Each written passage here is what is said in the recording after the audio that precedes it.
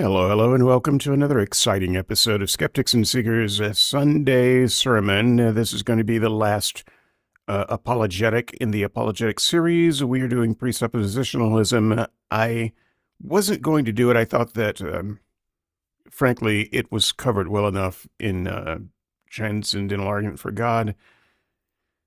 But this one apologist believes that there are differences. He's probably right. I didn't catch his name. I think it's Jeff somebody.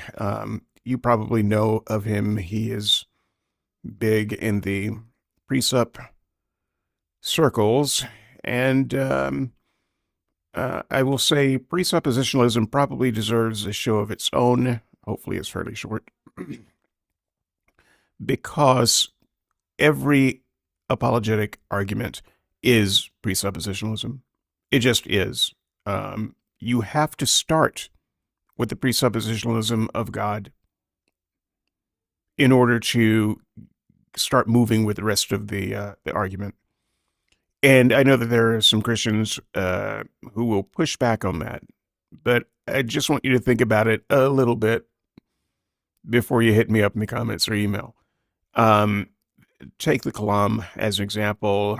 Everything that exists has a beginning, or everything that begins to exist has a cause. You know, however you want to formulate the argument. There are a couple, three different versions out there that you might use.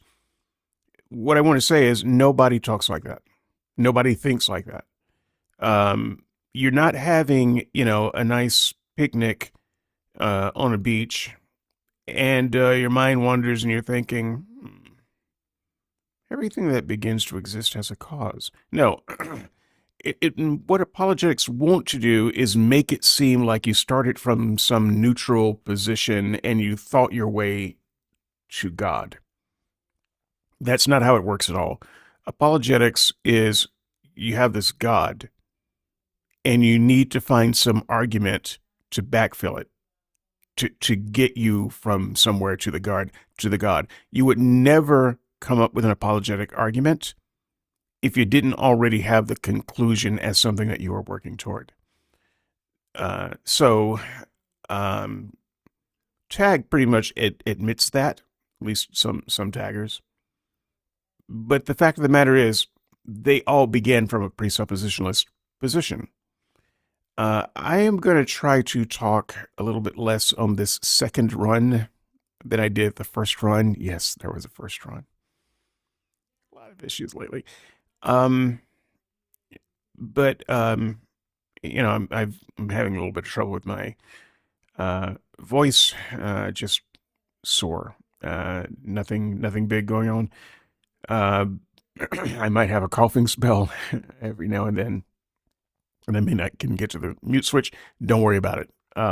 So let's see if we can get into this. I can tell you every bad thing that you expect is going to be what you're going to hear. So maybe going through this a second time is good for me because I did quite a bit of ranting the first time. Then I'm going to try to cut out some of that here. So let's go ahead and hit the button and see what we got. But the reason I want to have this discussion is because I saw somebody yesterday on my feed, and they said something like, I love presuppositional apologetics. I think it's very biblical. They said, but I don't think I'm gonna say I'm that's where I'm at now, because I think that, as Christians, we can and need to use evidences, and evidences are a good thing. And I thought to myself when I saw that, he didn't understand. Okay, I'm just going to pause right there. Wow, what brought on that reaction, you might be wondering? Because the thing that was being said seems like a reasonable thing, but presuppers are not reasonable people. They are not reasonable people, and the position is not a reasonable position. So it gets stuck for him when the person says, and so we need to use evidences. So what you hear, I just wanted to pause right there to prepare you for what you're about to hear. I'm going to try to let it go as long as I can, and then I'm going to tell you why he's wrong. When you say something like that, it's pretty clear you didn't understand. Right. Maybe you thought tag, the transcendental argument for the existence of God, was presuppositional apologetics. Like, that's what it is. Tag. And if some of you guys are like, I don't know what you're talking about, go watch Dr. Greg Bonson's debate with Gordon Stein. Not watch, listen to. It's free online. Greg Bonson, Gordon Stein, you'll see the transcendental argument for the existence of God in action. You'll listen to it 100 times and still grow and learn from that. Or you can watch the debate that Dr. White and I had with two atheists at the University of Utah a couple of years ago. Antifreeze debate? The antifreeze debate. And so you can watch that and see it in motion, in action. And so the transcendental argument for the existence of God is an argument that you use against atheists. Right? It's a way to take down the foundation of the materialist, atheistic position from a Christian perspective, standing on the Word of God with a Christian epistemology. But presuppositional apologetics is not tag. Tag, you're it? Yeah. I mean, it can get like that in a debate. Like, I got you, tag, you're it, you know, and back and forth. Or I tagged you. Right. Yeah. So when someone says like we say, like, you know, you're not supposed to just simply as a Christian throw evidences out to the unbeliever, the atheist, you know, for example, and think like that's going to do it. You know, if I can just prove historically the resurrection of Christ, well, then that'll do it. They'll buy it then. Or if I can just produce some miracle or something, you know, evidence of some miracle, that's going to convince the person. No, we recognize, because we have a Christian epistemology, and that leads to a Christian anthropology of view of man and the fall. We recognize that evidences were never the problem for. Okay, I'm going to just go ahead and stop right there. You've heard this before. You know, presuppers don't talk evidences. Often they don't talk Bible with the unbeliever. They don't say what they really believe. A lot of the time, this is just apologists in general. But they especially think that evidences are a waste of time with atheists. The problem isn't that they don't have enough evidence. The problem, and you know, we'll get to all this, is that the atheist is lying to themselves in some way, and is full of sin. They love sin. That's the problem, and you got to get at the root of the problem before evidence will have any effect. So you don't deal with evidences because there is not enough evidence. There is no evidence that you can give to an atheist that would help. I'm gonna skip over the diatribe I want to go into here, but I will just mention one passage of scripture. I'm not going to read it. I will let you find it on your own. Especially if you're a Christian, it's your book. Maybe you study it a little bit before arguing with an atheist. But what this man is saying, what this argument is saying, because he didn't invent this argument, is a lie. Theologically, it's a lie. And, one of the things that I like about some of the TikTok atheist conversations out there is that in pretty much every case, the atheist is way, not a little, way more knowledgeable about the Bible than the Christians who call him. And that's a problem for the Christian. I don't think this man is unknowledgeable about what's in his Bible, which leads me to believe that he's probably just a liar. I think that the presuppers who use this argument about evidence, they're just mean-spirited. They're spirited. They're using an ad hominem. And by the way, presuppositional apologetics has two things: ad hominems and Bible verses. That's it. There is no philosophy here, although he's going to try to make a case for that. It's just ad hominem and Bible verses. And so let's just do a little bit of that Bible verse stuff without doing a full quote. You remember, that time when Jesus was saying some awful things. That's a lot of times. But wicked and perverse generation, that still doesn't really narrow it down. But he mentioned that if the cities of Tyre and Sidon had seen the miracles that Jesus had shown to this set of people, that they would have repented and been saved. You almost never hear that passage brought up. Red letters. Who knew? But what this is saying is that there is, in fact, evidence that would convince at least many people. And furthermore, that God knows exactly what that evidence is. And furthermore, he's withholding it. You can't read what Jesus had to say about Sidon and Tyre without those three entailments. Yes, there is a level of evidence. Yes, God knows what it is. Yes, he oftentimes withholds it. And what happened to Sidon and Tyre? They were destroyed. Why? Because God purposely did not give them the amount and kind of evidence that he knew would convince them. Furthermore, it's not like it's the kind of evidence he never gives, because he was giving it then. Jesus was talking, when Jesus was talking.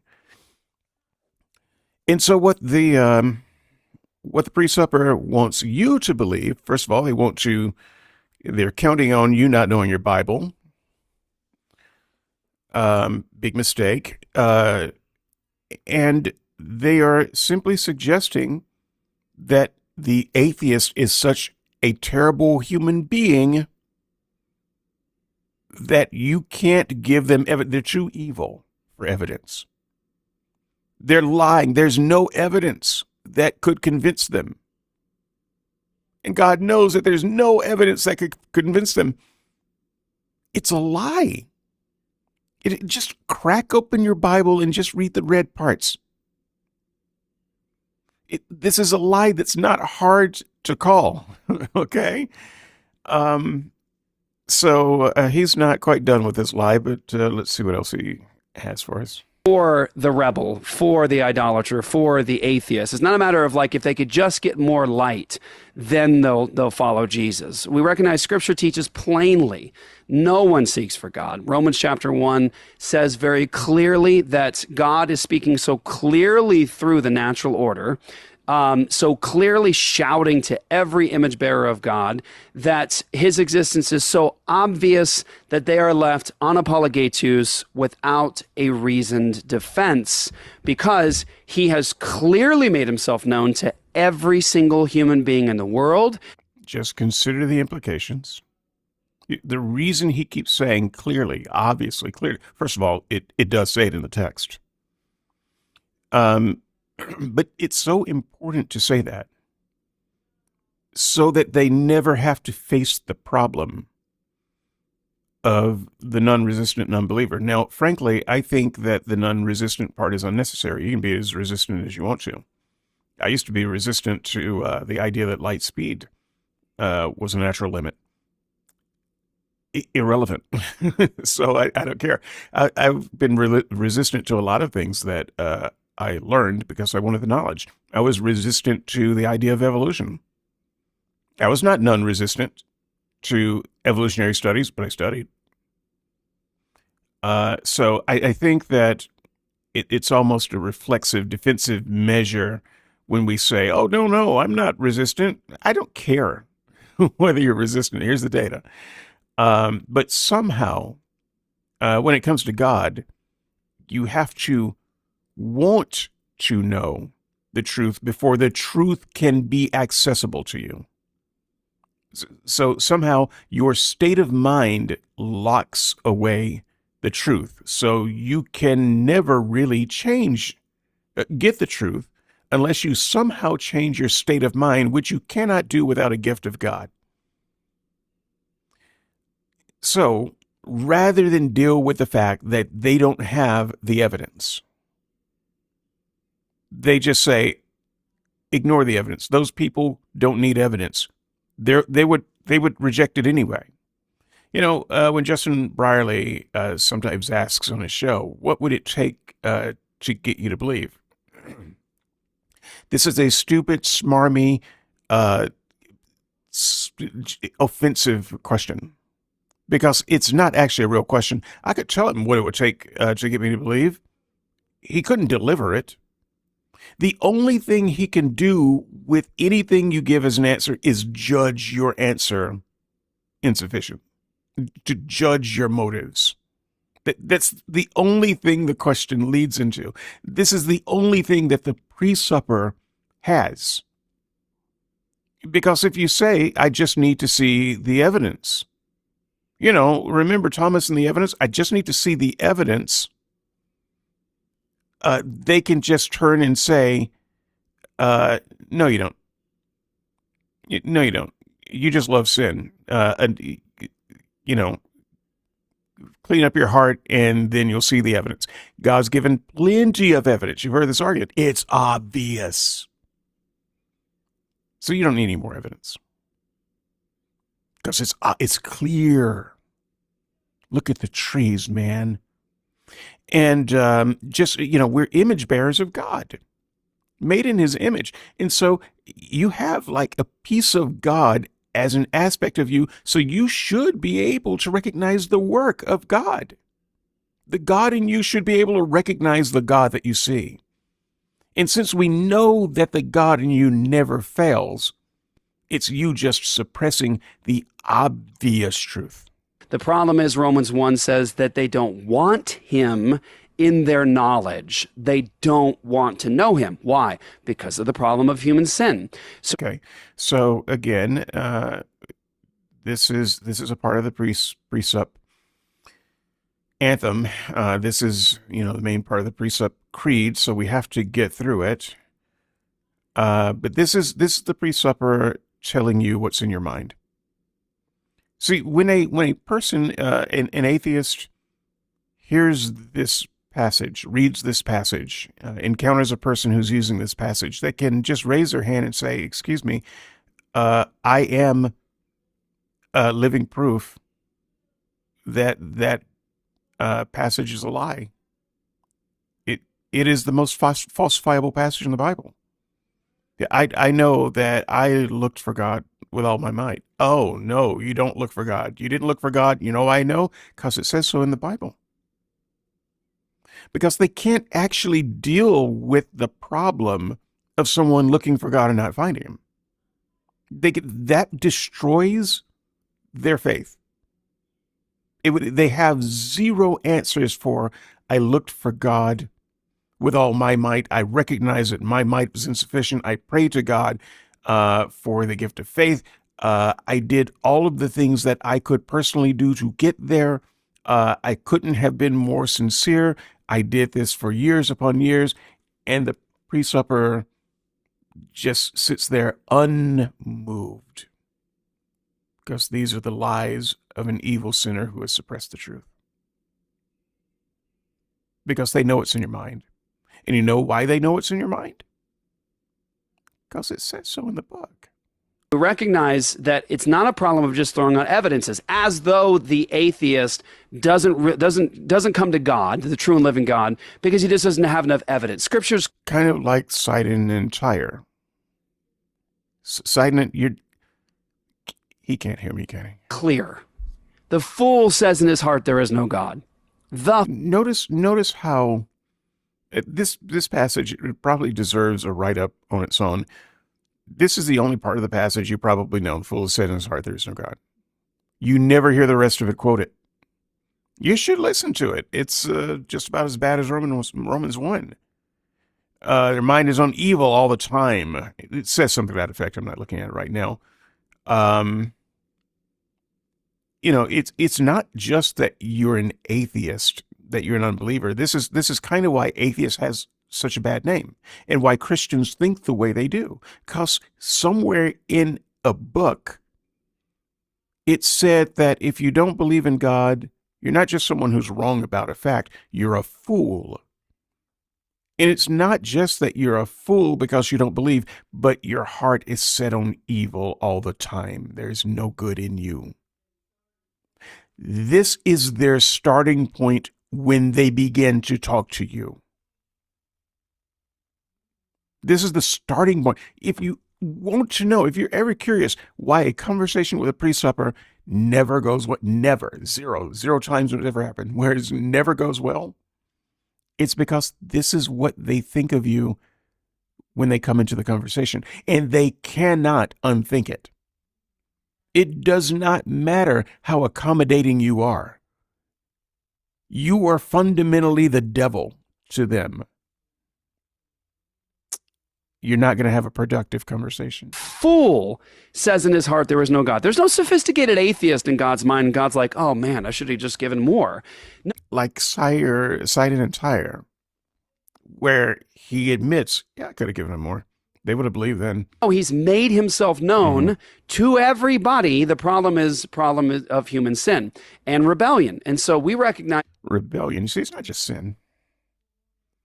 I mean, it is sin. You're filthy, filthy human being, but you're also a rebel. He uses that term a few times. You'll hear it some more. You're a rebel. When is rebel a good thing? Star Wars, maybe? I don't know. Science fiction.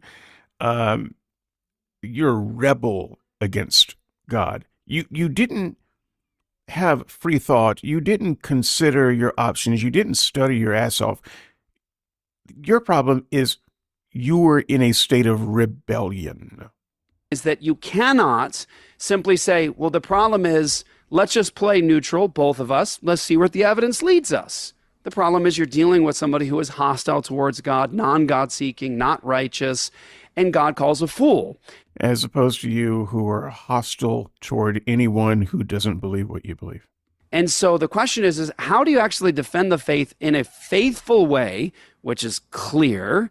I mean, people often quote First Peter. Here, let me help you. You defend the Bible in a faithful way by insulting your interlocutor, never listening to or believing anything they say, and delegating them as a foolish rebel. That's how you do it. Congratulations. 3:15, Right. and they're like, hey, Christians need to be ready to make a defense for the faith. But yeah, they neglect the first part. there's something said before that, and it's you honor Christ as Lord, as holy, as God, and then you are always ready to give a reasoned defense. As the cherry on top at the beginning. Yeah, exactly. It's yeah. And so here's the issue. When we're dealing with apologetic methodology, it's a question of what is faithful to God. That gets lost, believe it or not, a lot in the study of Christian apologetic methodology, and what is actually consistent within itself. And so presuppositional apologetics is not simply tag the transcendental argument for the existence of God. We're saying to the atheist, look, you don't have any basis that satisfies the preconditions necessary for laws of logic as universal, as unchanging, invariant. So God is not logical. He's definitely not unchanging. He changes all the time. Is necessary. You don't have any basis for an appeal to morality. You have less basis of an appeal to morality with God. What else? Whose worldview has a foundation underneath it that gives rise to the necessity of integrity? Not Christianity. Honesty. Not the God who hires a lying spirit on his staff. Reason, logic. Reason and logic? Are you kidding me? Consistency. Consistency? This God is less consistent than a leaf swaying in the wind. Order, science. This God is not ordered. Mathematics. God is not a scientist. Nothing in the Bible suggests anything about science. The only math that we see in the Bible is wrong. All of that. Whose worldview can justify an appeal to? I have no idea, but it ain't a Christian worldview, that's for sure. All those things. It ain't the atheist. Right. Hint, hint. It's not the atheist. The atheist doesn't have a foundation. What's he believe? Say if you take a Dawkins, he's a naturalistic materialist. He believes all that exists is the material universe. It's just matter in motion. That's all it is. We are, as Carl Sagan says, stardust. That's all we are. Well, yes, we are stardust. We are matter.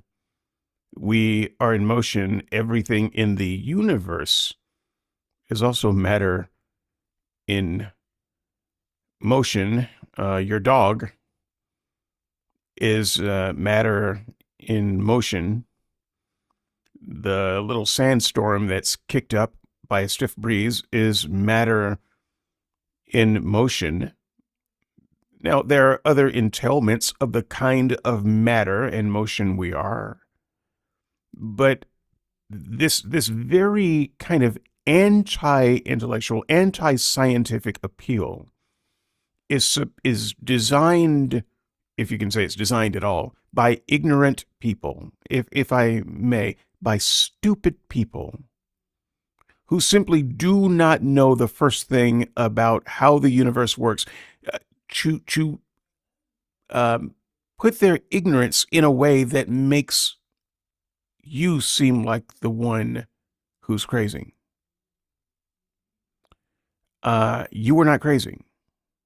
You are, in fact, matter in motion. Study what that means. You are, in fact, stardust. Study what that means. That does not mean that you are unimportant, that you are worthless. It doesn't mean that at all. And this is what he wants to imply. And maybe he doesn't know any better. Maybe he is as stupid as fuck. But I don't think so. I think he's just a liar. Stardust bumping into stardust. And if you read Richard Dawkins, it's my favorite quote of his because it is devastating. If you read Richard Dawkins in The Blind Watchmaker, River Out of Eden, he says, there is no good, there is no evil, only blind and pitiless indifference. Okay, so when people start citing things from books, especially a Christian, you can almost guarantee they have not read it. I don't. They may have read a review. They may have read some things or heard some things that other Christians have said about what's in a book. They haven't read it. They think that if they read a Christian speaking scathingly about a couple of paragraphs in a book, that they've read a book. Dude, you haven't read Richard Dawkins. I actually have read Richard Dawkins, and but you go ahead and cite the bits and pieces that you want you to create an incomplete picture. But those of us who read maybe can see through a little bit of that. Really? Is that how you teach your science classes, Dr. Dawkins? There is no good, there is no evil, only blind and pitiless indifference. So you lie freely, willfully in your science lectures? You just make stuff up? You lie about evidences? He'd probably say, "Oh, I would never." Right. Because you're made in the image of God. And right. He's got this whole fake conversation in his mind. This fake encounter, because he believes that Richard Dawkins is as shallow on fact and detail as he is. This is just a stupid man that cannot see beyond his own stupidity. you know your worldview is patently false, because though you claim that human beings are nothing but African apes that descended from bacteria, all that stuff, and the long chain of nothingness and nothing matters. Although you say that, you don't live that way. Mm-hmm. You decry injustices and all the rest. So here's the point. Transcendental argument. Did you know that apes also decry injustices?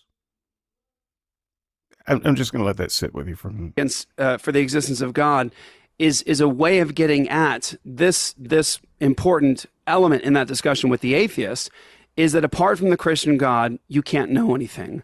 Apart from the Christian God, you can't prove anything. If you don't start with the revelation of God. You apparently have the Christian God, and you have shown that you know nothing. Maybe you should try Hinduism. You do not have the preconditions necessary to make sense of all that you're saying and all that you're doing. However, that's not all presuppositional apologetics is. It has to do with philosophy. I mean, when you talk about apologetics, the defense of the faith, you're talking also about philosophy, because it has to come with apologetic methodology. And what does philosophy primarily contain? At least it has a clear portion of it that deals with metaphysics. That was the older term everyone used to use, metaphysics. Now most people say ontology. That's the doctrine of being. Okay, just a quick call out to myself. A couple of weeks ago, maybe, I questioned the very idea of ontology. I'm still not sure it's a real thing to study. And yeah, it's fitting that you would say that it's equal to metaphysical things, because I don't believe in metaphysical things. So we could have some conversation around that, if you will. But a Christian thinks that everything has some kind of nature. You know, the ontology of a tree. You know, what is its nature? The ontology of morality. Well, it's got some kind of reality. What is that? What is its nature? It's metaphysical woo wrapped in a big word. So I think that a lot more work needs to be done on the idea of ontology, and if there is maybe any merit to using that term, it needs to be rethought and pulled way back. When a Christian starts using this term, they are not talking about what you are. What is real? What is this? What's the nature of reality, right? What actually is real? Ontology. Philosophy also deals with epistemology. Epistemology, you know, big word, don't let it throw you. All it means is a theory of knowledge. And guess what? Everybody does it and engages in it every single day of their life. You might think, like, why do I care about epistemology? Do you claim to know things? Yeah. Then you're doing epistemology. It's an authoritative claim inherently, too. Because yeah. you're pointing to the source of how you know what you know. Right. Who says? Well, because, yeah, exactly. Because you could take this discussion to the highest level, right? Seminary level, college education, that kind of stuff, master's level, you know, doctorate level. You could take that discussion of epistemology way up there, or you could bring it down to the street level to say, walk down to ASU and ask the guy wearing a dress and a beard, how do you know that this is moral? Yeah, that this is good. That this is good. Right. And he's going to give you epistemology. Yeah. He's going to tell you how he knows, right? Well, I feel like a lady. I feel like this. I feel, or whatever. Or it's the community. They say, we determine the truth, whatever. So epistemology is how do you know, right? This is what kills me about this discussion. When you get into this discussion, this is what kills me. You ask any Christian who loves Jesus in the walls of the church building, at worship, Yeah. any question, Yeah. how do you know that? And those, Right. So he's going to give his answer here. I just want to remind you that I said that at bottom, presuppositional apologetics is two things: ad hominem and Bible tells me so, because it's in that book. So as he's talking about epistemology, how do you know? Let's just hear out his answer. I'll just back it up. at worship, Yeah. any question, Yeah. how do you know that? And they'll say, well, because God says here, and because God says here, and because God says here. So the answer for the Christian in the walls of the church is all Because it is written in this book over here. That's how I know. But it says so right there. ways because God says. But Yeah, God says. God says. And I know God says because it's written down in this book and it said that God said it. So that's how I know. Let me tell you, I feel is way better epistemology than it says so in that book. I feel is way better by miles. Now, don't get me wrong. You can feel all kinds of things that are wrong, but you're going to go even further wrong if you pick up some ancient magic book and point to something and say, well, that's how I know. I know that way. I feel is actually a real thing. All right. That personal experience doesn't just come from nowhere. So I feel can sometimes point you in the right direction. It's seldom the entire answer, but it does get a spot in the ballot box when you're looking for answers. Okay. Says so in that book over there. That doesn't even make it on the ballot. you take that same Christian, unfortunately, out into academia, and all of a sudden they stop saying God says. He becomes a relativist. Yeah. All of a sudden they stop saying God says, like we're afraid to say, because God says, because God says. But the unbeliever doesn't accept that, Jeff. He doesn't accept the word of God as the standard, right? Mm-hmm. And it's like, well, who says? Like, who says that God's standard is not binding upon him? Him? Well, yeah, I say that your imaginary God standard is not binding on me. Do you think that your word about God should be binding on me? Let me help you out. Yes, Christians think that. They think that their ideas about God should define the laws that control your life. Because for them, there is no space between these are my ideas about a God and God says. There's no difference between those two things. And the last thing that a Christian would actually allow would be a pluralistic society where you get to determine anything that is true about yourself. The rebel? Who's the authority? Right. The What rebel? does God say about him? He keeps saying the rebel. You're the rebel. The rebel. When did I become a rebel? What am I rebelling against? Well, that's a part of the presupposition. I can't be an honest interlocutor. He couldn't deal with that. That would destroy his faith. Therefore, I have to be a rebel. That's the question. Yeah, God says Who are that you he going to doesn't believe, him or God? God says he doesn't believe him, and he says, and here are the reasons why. That's why you can say, look, self-deception is a real thing. Of course, self-deception is a real thing. We're not saying that the atheist is secretly going, yes, I really do believe in God. I'm just going to pretend. That is, in fact, exactly what you're saying. I know what's coming next.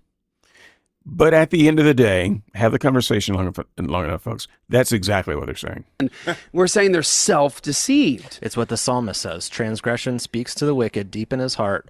He flatters himself in his own eyes so that his iniquity cannot be found out and hated. Sick burn. Because it's in the book. Ad hominem and Bible. That's all presuppositional. That's a good one. The noetic effects of sin. The effect of sin on our reasoning processes, self-deception. Right, but not your reasoning process. Hey, have you ever tried to ask a presupper? You know I have. Have you ever tried to ask them, hey, since we're all in that state, how did you overcome your sin condition to be able to seek God honestly when word on the street and in the book is that no one seeks God? How did you break out of it? Crickets. I know the atheist says he doesn't believe in God, needs more evidence, but the Bible says he's got enough light and evidence. The problem is actually his sin. So epistemology is a part of philosophy. Then you also have another part of philosophy, and that is ethics. Ethical questions are part of philosophy. There is not one ethical question of the day that I would seek out a Christian for an opinion. I have a lot of friends who are Christians. In fact, I have some whose opinion, contrary to what I just said, I would respect because they're good people. They're also such liberal, progressive Christians that most Christians wouldn't call them Christians.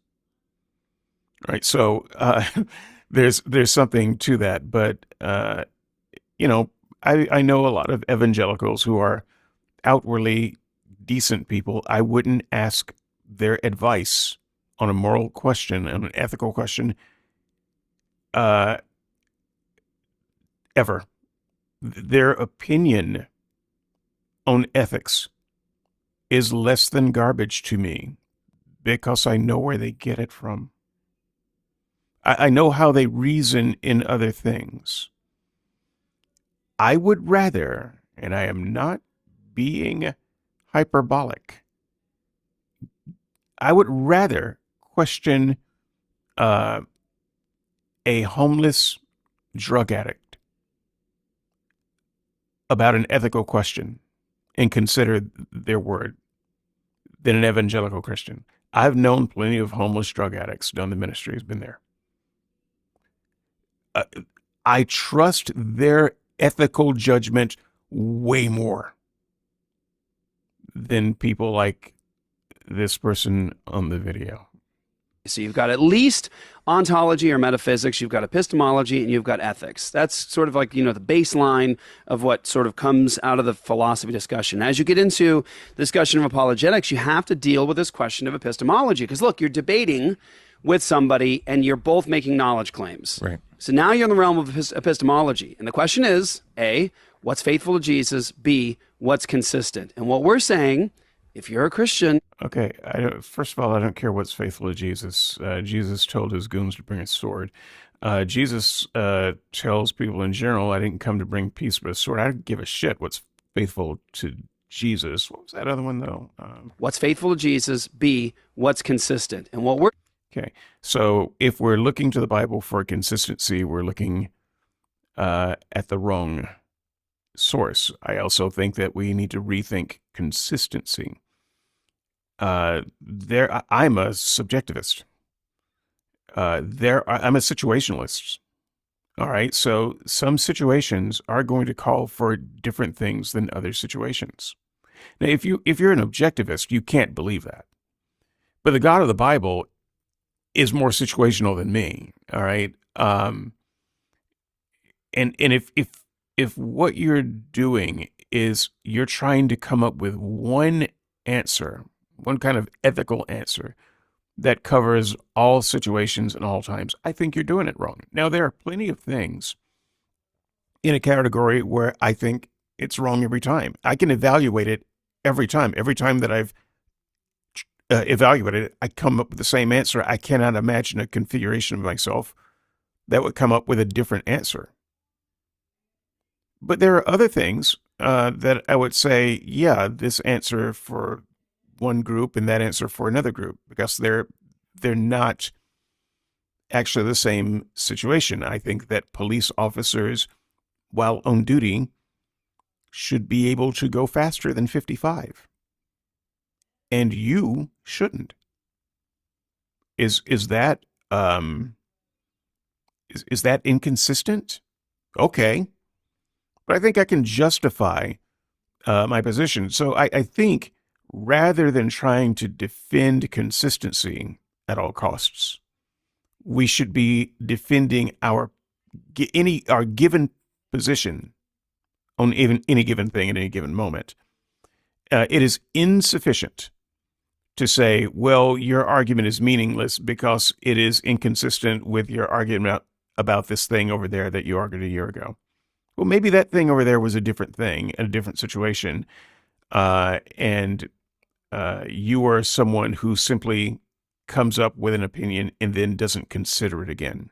Or maybe you never came up with an opinion, someone gave you an opinion, and then you think that consistency requires that you apply that opinion on everything and keep it all the time without ever examining it.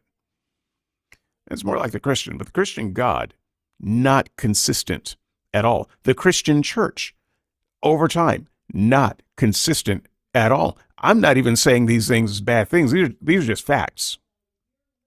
But you think that you need to stay true to what Jesus thinks and consistency.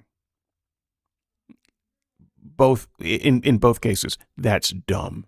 Saying, if you're a Christian, is that it's a revelational epistemology. We shouldn't be afraid to say that. Right. Revelational epistemology just means it says so in that book over there. No, with certainty, because God says. And so we will bring that to an end. I'm not going to go any further than that with my comments. skepticsandseekers.squarespace.com. Log in your Discuss account and discuss away. Send me an email, skepticsandseekers@gmail.com. Until next time, I will see you in the comments. In the meantime, I'm out.